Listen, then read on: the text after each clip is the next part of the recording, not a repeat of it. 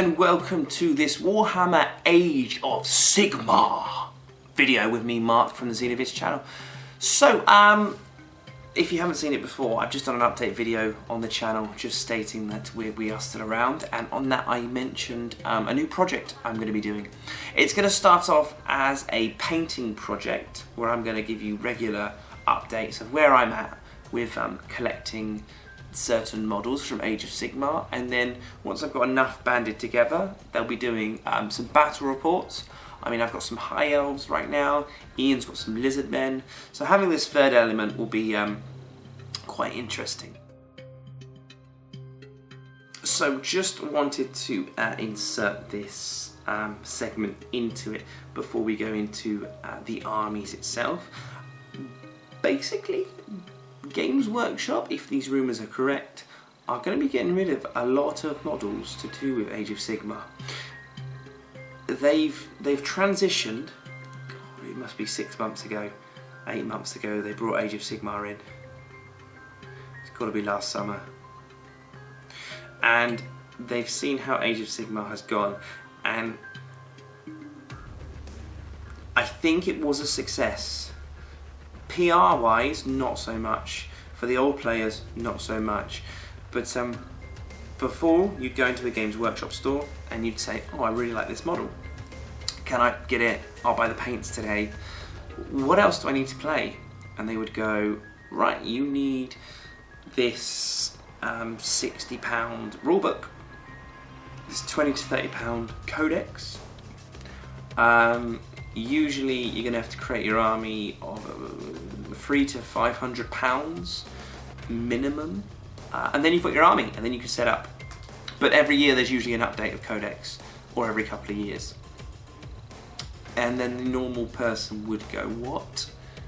I'm going to be spending over the next 2 to 3 years nearly £1,000. I don't want to do that. Sorry. Now Age of Sigmar's here. There's less rules. There's a 4-page rule, which is free.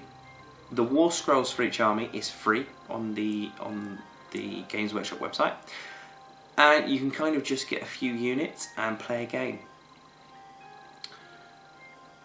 That's quite easy and simple. For the pickup collector, you can do that and play a game, which is quite good and easy. If you want to do a skirmish game, that's great. If you want to pay 8th edition, you've still got your 8th edition rulebook. But now Games Workshop's taking away some of the models, which is interesting. Let's take a look at what they're taking away.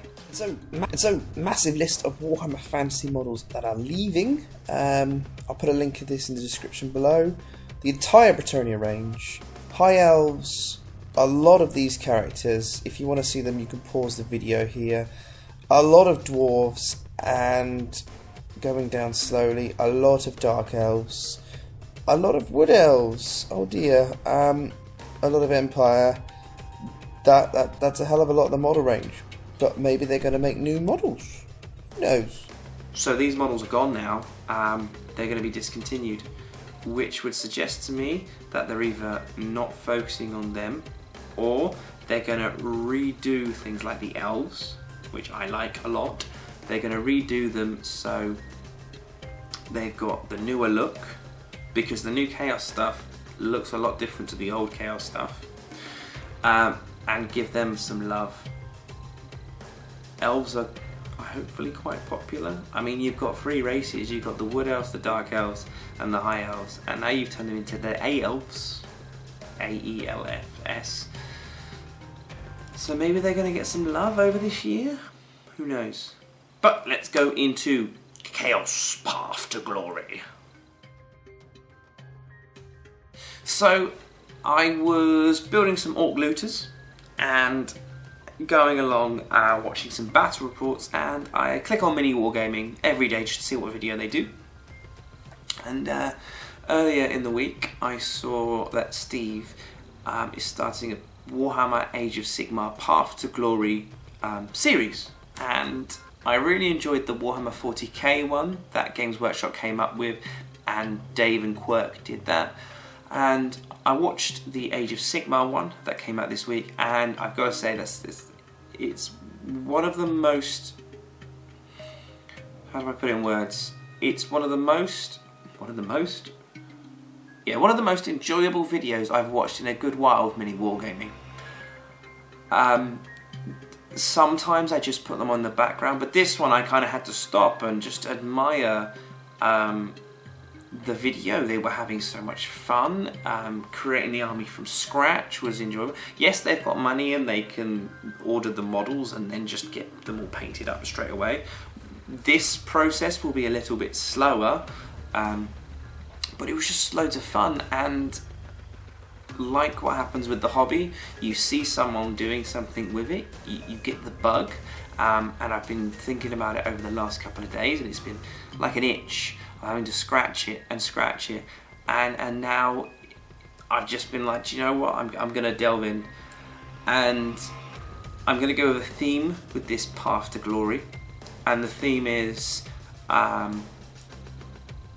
basically, I'm going to have a Chaos Tzeentch Path to Glory campaign army and a Chaos Khorne Path to Glory army, and I'm going to be collecting them at the same time. So if Ian wanted to play Path to Glory campaign, we can do it, or I can play as one of the armies against High Elf and Lizardmen, or play as both of them combined to do that. Now there's an old game series called Legacy of Kain, and I really enjoyed the element of the main protagonists, Kain and Raziel. Basically their fates were intertwined and they would fight with each other and against each other, and it was kind of interesting to me, those two kind of characters. So the generals of this army will be Raziel for Tzeentch and Kain for Khorne. So I won't need to go through the building the Chaos Lord, for example's name generator part of Path to Glory. We'll just go straight into building the army. So Path to Glory, for those of you that don't know, is basically something Games Workshop has come up with for 40k and Age of Sigmar. Some great stuff on here, just going along.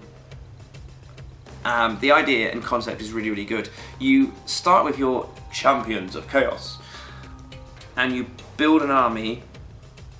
It's kind of a skirmish game, and you play against another chaos army playing this game, and when you win in missions you get points, and when you get up to 10 points your Chaos Lord figure becomes a Demon Prince, and then if you win a game with him as your Demon Prince, you win the campaign.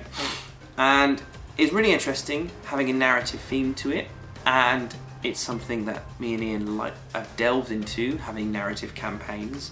We've never done one for Warhammer, so it'd be really interesting to do it that way. But like I said, I've got to paint it and collect it. I've been doing a lot of orcs recently. I've got to deviate and go to something else and then come back to them. There's a lot of green I've been doing, which is why I'm not going to do Nurgle, and I just don't like Slaanesh. No. So, starting a Chaos Warband. To create a Chaos Warband, you simply follow these 5 steps, which is really easy. You pick a patron, the deity from the realm of Chaos, Khorne, Nurgle, Tzeentch, or Slaanesh, so I've done that. You choose a champion for your warband. What I'm going to do is do like mini wargaming, and I'm going to make it completely random. I don't really want a lot of control over this army. I want to have it completely random. It's up to the Chaos Gods. Number 3, you give your champion a name, and then you write it all down. I've created the names. For having named your champion, you can choose your followers from the retinue table, the hero table, the monsters table, and the warherd table. We'll go into that when we go into that section. You have these units. You can, instead of generating followers, you can sacrifice a unit and gain a favour point if you really want to. Now, a favour point gives you the ability to upgrade units you've already got. You record all your information down and give your warband a name, and you start the game basically, and then it goes to the generators for chaos names, and But now we're going to go straight into the table for creating the armies. We'll go into that in just a second. But no, really exciting to do this. I'm going to film this and then write down Tzeentch and Khorne. Then I'm going to go to Games Workshop. I think they're called Warhammer stores. It's been that long since I've done a video. They've changed their name. I'm going to go to one of their stores and get me the Chaos Lords, whatever I get, and then go through it that way. So if you've played Path to Glory, please leave a comment in the comment section below. But I'm going to go ahead and start some rolls.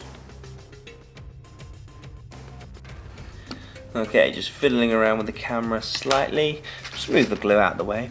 So you can't really see hugely, but I will read it off for you.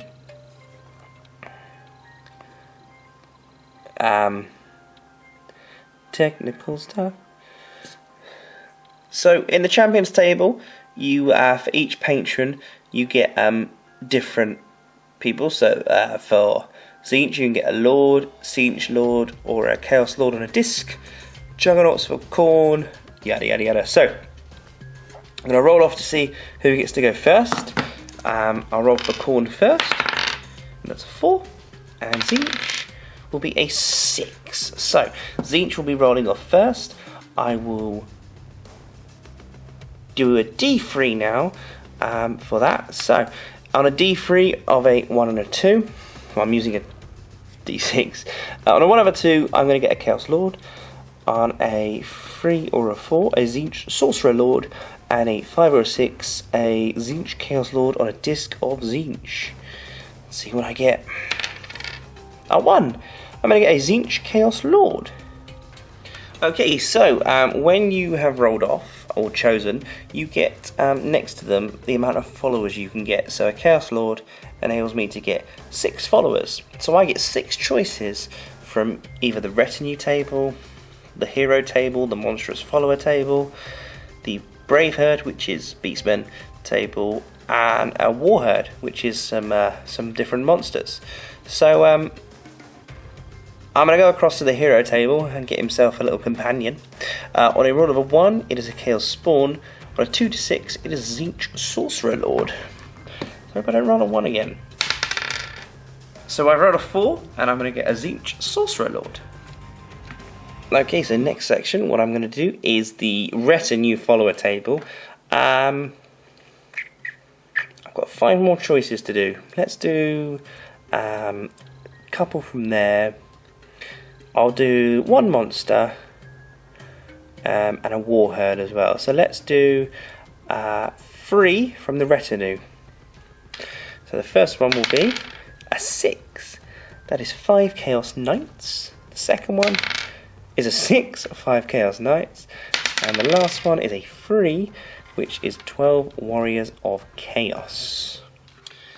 Okay, like I said, I'm going to do 1 from the monstrous follower table, and that is a 1, and that is either Dragon Ogres, Chaos Ogres, or Chaos Trolls. Interesting. I'll probably have a look at how much money they cost first, but I'll write it all down. And the last section, I'm going to go from the war herd. It's going to give me either Minotaurs or something else. So let's roll it first. And a 6 is rolled, so I get 1 Doom Ball. 1 Doom Ball. Okay, so for the Khorne, again, going to roll on the Champions Table Chaos Malarkey. A 6, I'm going to get a Lord of Khorne on a Juggernaut. However, because it's so powerful, I'm only going to get 4 followers. It's going to be less Khorne. Okay, so I can go from the hero, monstrous retinue. A little bit worried about the amount of followers I have for the Khorne, so I will start by doing 1 choice from the retinue. And on a roll of a 2, I get 20 Blood Reavers. Okay, I'm going to go for a hero follower since I got so many Blood Reavers. On a roll of a 5, I get 1 Skull Grinder. Okay, you're going to do another one from the retinue follower table. Roll a 2, so another 20 Blood Reavers. Wow. Wow. And you know what, I'm going to do another one from the retinue follower table. I've rolled a 4, which means it's 5 Skull Reapers. Okay, so that's the armies generated from here. Really interesting. Should I have done more monstrous followers? No. Should I have done more heroes? Maybe. But let's go over those armies quickly again. For Tzeentch, I'm going to have a Chaos Lord called Raziel. I've got a Tzeentch Sorcerer Lord to help him out. A unit of 5 Chaos Knights, a unit of 5 Chaos Knights, 12 Warriors of Chaos, 3 either Dragon Ogres, 3 Chaos Ogres, or 3 Chaos Trolls, and then a Doom Ball, just for fun, really. So, quite elite army. There's going to be a bit of magic in there, there's going to be a monster in there, and some hard-hitting things. On the Khorne side of things, I'm going to have a Chaos Khorne Lord on Juggernaut, which will be Kane. He's going to be a brute. I've got a unit of 20 Blood Reavers, 1 Skull Grinder, another unit of 20 Blood Reapers, and 5 Skull Reapers. Interesting. So in comparison, the Khorne have 47 models, whereas the Tzeentch will only have 28. So vastly different, but like I said, it's going to be really interesting collecting these armies. I'm going to try and get the Lords first from Games Workshop tomorrow, and get painting and keep you up to date with what's going to be happening. So thank you very much for watching. I've got a new project which I'm really excited about, and I'm going to have a look for some painting tutorials on the internet. It's going to be exciting. So, if you've played Path to Glory, please put a comment in the comment section below. If you haven't, check it out on Mini Wargaming.